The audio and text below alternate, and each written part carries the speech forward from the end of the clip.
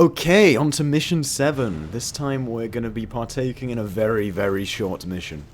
Yeah, we are blazing through these things. Yeah, just Devil May Cry 1 has a lot of short missions. And also, I'm very good at the game, you know? Oh, okay. You've been paying attention? Yeah, man, all those dulls you're getting. It's amazing.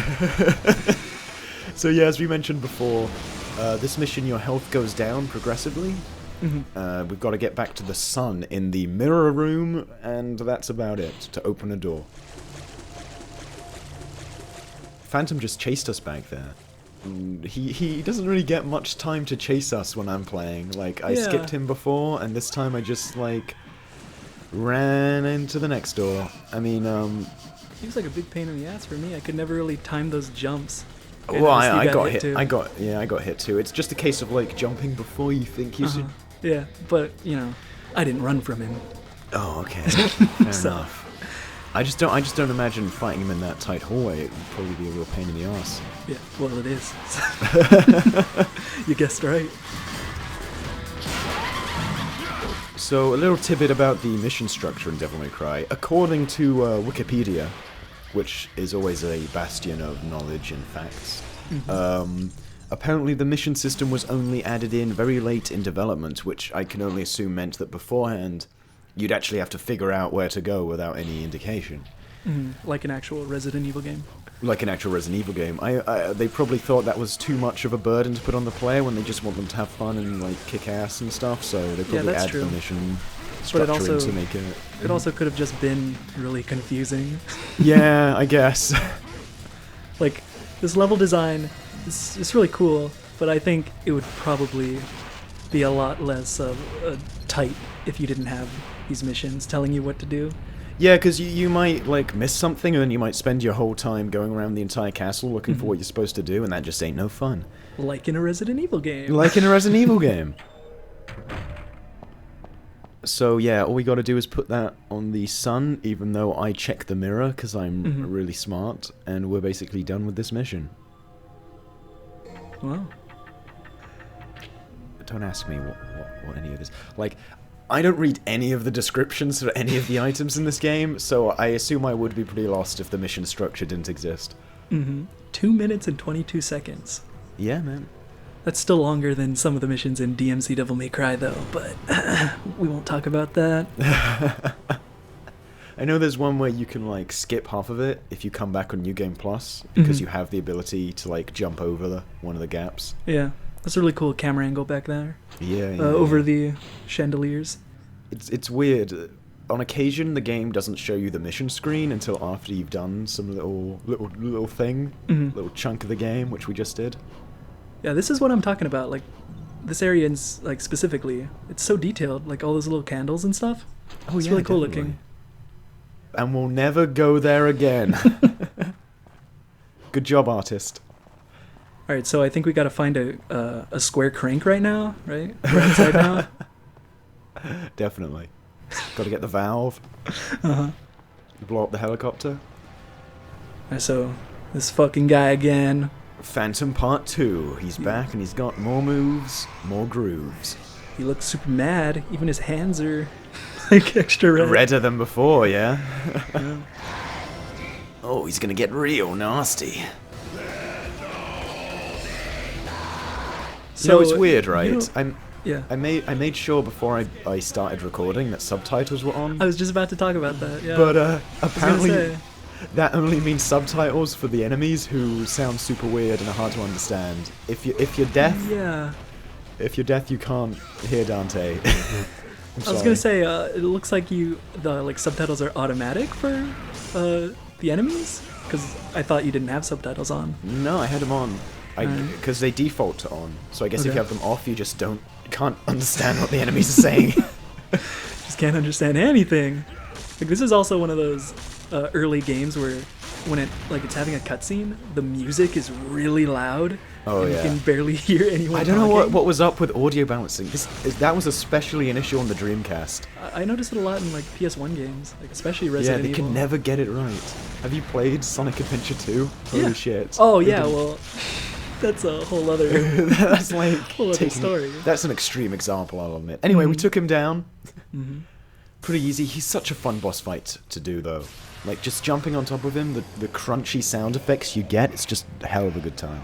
Yeah, Even this if it's is pretty a easy. pre-rendered cutscene, so Oh, even though we're yeah. playing the HD collection, it's showing up all compressed and stuff. Like, it looks like they recorded it in the in-game Yeah, engine. it's but- in-game in-game assets, but I don't know, maybe it was just too intense, all this fucking this goo coming out of him. They saved it as a .mov somewhere at Capcom, and they're just we can't upscale that. I know.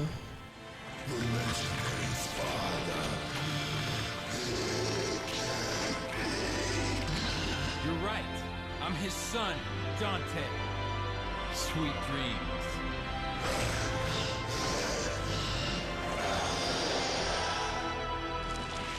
So he was just disintegrated by how cheesy Dante is. That little kiss and hand wave. He's It's like, perfect. I'm done. I'm out of here. It's too much for me. Before this series gets too goofy. So you came here with Trish, right? Yeah. So why isn't she with you? Like, what's she doing? Clearly, if I was Dante, I'd be a little suspicious I know, right? Like, of this girl who came with me, and then it's like, oh, where'd she go? just all of a sudden disappeared. She's keeping tabs on him, man. She's keeping tabs on him. Like, maybe if this was a Resident Evil game, she's supposed to be like the, Claire. Yeah. Like, would just kind of show up every so often and give you an item. So here I click on this twice. I'm like, what? Why is it not working? Oh, you gotta smash it. That's how you do it in Devil May Cry, man. None of this. Press X to fucking push the button. Mm-hmm. Kick that button down the stairs. Anyway, we're about to get a new weapon. This little skeleton right here. Like, I brought this grenade launcher Yeah. with me, but it didn't help. Pretty lame way to die. Maybe that's Tony Redgrave. Ooh. Anyway, grenade launcher, yeah. That's Pretty so powerful fucking weapon. Intense. I know, That's right? so, like, it was shooting explosions, and it was also like on fire there. The extremist of weapon switches of any game. So the grenade launcher is pretty powerful. Its only drawback is that you can't use it while jumping. So being restricted to the ground can make it a little more, a little harder to use. Yeah. This is a weird little puzzle. We bring the gate up, but you've got to get downstairs before it clamps back down. Yeah. It's not hard, but it's just like, oh, okay. Like, I'm pretty sure if you use Devil Trigger to speed up, Yeah. then it's not a big deal, but fuck that. My Devil Trigger. When's the next time Trish shows up?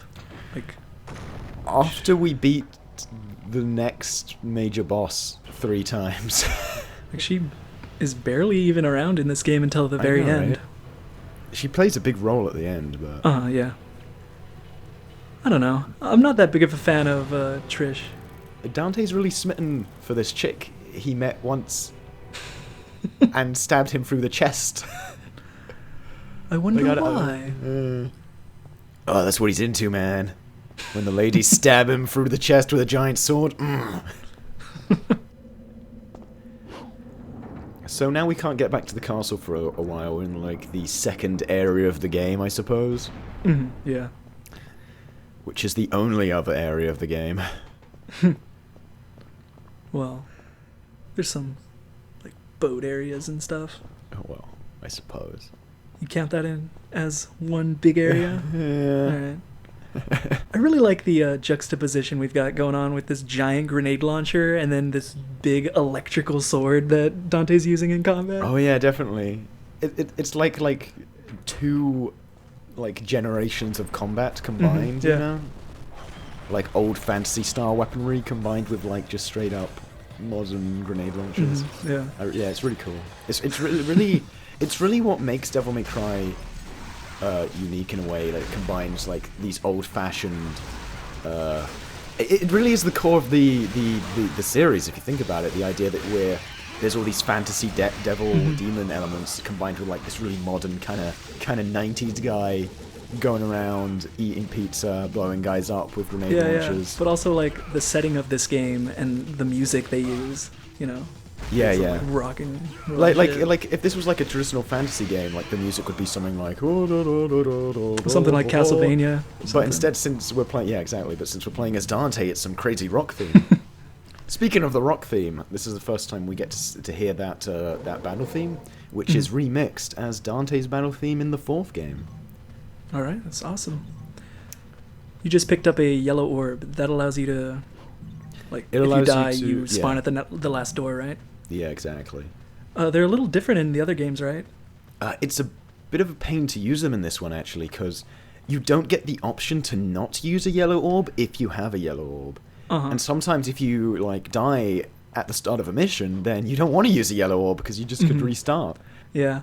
I think they're actually gold orbs in 4, I and think they that- spawn, they, like, revive you immediately right where you are.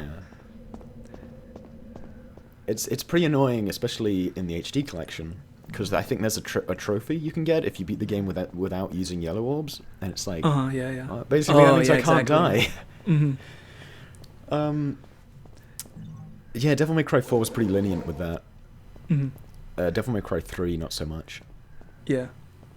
Alright, so we're about to pick up the second weapon? Second main weapon, Ifrit, I believe. We first got to go through a little bit of a platforming segment first, which I'd complain about, but I nailed it in one go, so I'm not as angry as I could be about it. It is pretty rigid, though. The thing is with jumping in this game is that you can't change your trajectory or like change where you're moving when you're in midair. You've got to stick to your jump. It's kind of like Castlevania in 3D, honestly. It's like Castlevania, except you're doing a big flip. Yeah. I was playing Devil May Cry 4 recently, and in that game you can kind of slightly alter your movement in there, very, very slightly. But it does come in handy and make it a lot easier to do than in this game. Do you, depending on how long you hold the jump button, do you jump further? I don't think so. Alright, well. I'm not sure. That's the kind of thing that you do instinctively if it was the Yeah. case, so I cannot remember if that's the case or not. I think it might be the case. Maybe in one of them. I'm not sure in this one. Because if that was an element, platforming would be an extra pain. you That know? kind of sounds like something Bullshit 2 would do. Okay. Well, at least falling down from there, you wouldn't have to fight giant fucking skulls. Yeah.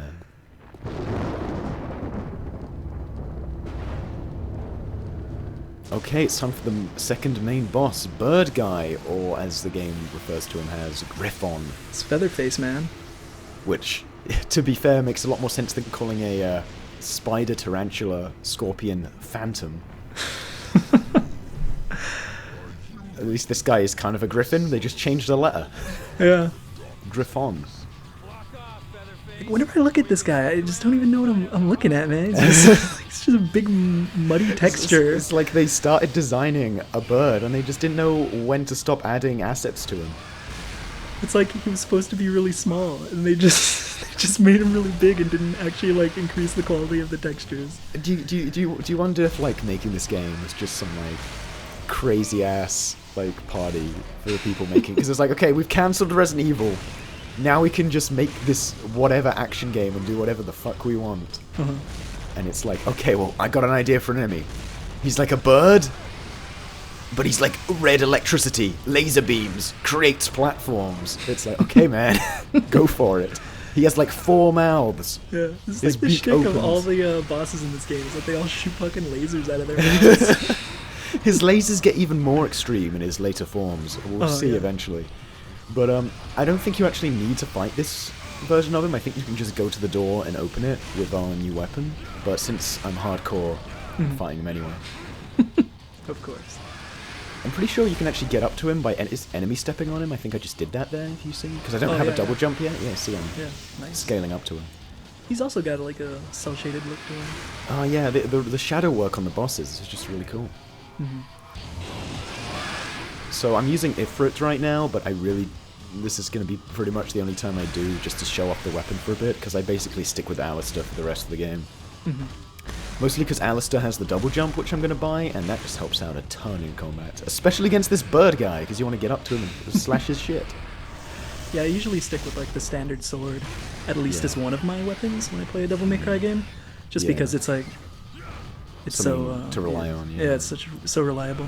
So I got caught on the camera there when I stunned him. Couldn't get down. Yeah. Kind of reminds me of one of those like big rotten undead drakes in Demon Souls, or not Demon Souls, Dark Souls. Undead drakes. Oh yeah, I could kind of see that. It's just fucking gross. That's why. Yeah. Like the way he's got that giant sphere just inside him like that, it's just like, ugh. Anyway, we took him down, got some extra orbs, good stuff. Just zooms out of there. Yeah, I know, right? Just like, ah. Were those drakes in Dark Souls? Or were they dragons? They just kind of decide when they want to be drakes and when they want to be dragons in that game. Oh, there's nothing that annoys me more in fantasy, where they have dragons, but they want to make dragons a special thing, so they call like regular dragons something else. Or just them doing that in general to any like, kind of enemy type. Yeah. Like, no, these aren't dragons, they're wyvers. Or flockers. Well, at least they're trying to be original. There's only one dragon left, man, they all went extinct. Dragons are super important. It's like, get over it. So this is a new enemy type. Yeah, fire puppet guy. It's got like flaming wheels on his hand. Yeah, he's just spitting fire like you just don't care. Anyway, my strategy for this part of the game is jump up here and grenade launcher them, which, to be fair, nets me a shitty rank, but I just don't want to get down here in the fog and get my ass kicked. It's like anytime you're fighting like a enemy that's like a pain in the ass, you're just kind of shooting him. The game just constantly says dull. You're just like, fuck off, game. I'm just trying to play. This is your fault. I'm not shitty at the game. Yeah. This is a weird area. Yeah, it is a weird area. Again, strikes me a lot of, spooky Resident Evil level. Ooh. It's just kind of a pain because it's so foggy, but if this was an actual horror game, then I guess it would kind of be spooky, you know? Yeah. Like, you're slowly walking through here, there's some tense music. Crazy ass color coded puppet show up, maybe. Maybe not. I noticed that whenever you change a weapon, your double trigger gauge thing, like, changes color. Yeah. You get a different double trigger, so. Oh yeah, that's pretty cool. You can actually upgrade moves for each devil trigger, much like how you can in future games. So it's pretty cool. I stick to Alistair because I think Ifrit, I believe, I'm pretty positive Ifrit doesn't have a double jump. So, and here I'm about to get the double jump. I can actually buy some moves. Nice. So air hike, which really comes in handy for avoiding enemies. And does Dante's model on the shop screen not have his like big coat? Have you noticed that? Yeah. Because looks cool though. The first trailer for this game, where we first saw gameplay of Devil May Cry, he didn't have the coat. I think that was probably a late addition because they probably just some guy in asset creation made one and said, "Dude, this looks super cool." Yeah. In Devil May Cry 3, do you when you play as like DMC1 Dante skin, does it have a jacket? A coat? Yeah. I'm pretty sure it does. I'm not sure. I haven't unlocked that yet. Well, that costume on the little select screen or whatever was pretty cool. Yeah. I would have played that if it was a alternate skin. Unlockable skin. Yeah. So back there, you did this thing with R3 to. Oh yeah. I forgot to mention. Weapon. Yeah, you can switch between Alistair and Ifrit by hitting R3. And Dante will do a little swap, which it's disappointing they didn't use that as well for at least the firearms, like L3 goes unused. Come on, guys. But I had no idea that was even a thing in the game. I'd always go into the menu. Someone had to tell me about it, I'm pretty sure. I know on cheat sites it's considered like a secret, so don't feel too bad.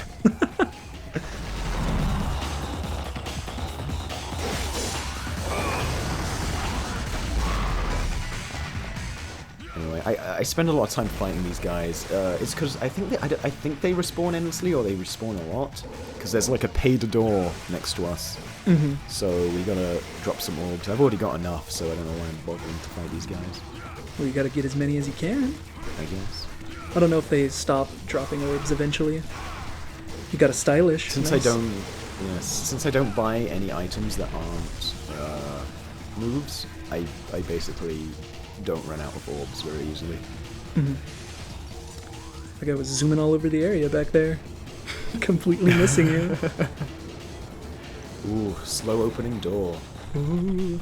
What's on the other side? Well, we'll find out next time, because it's the end of the mission. Alrighty, what did I get? C. Oh well. Gotta Could do be better, better. man. Gotta step it up.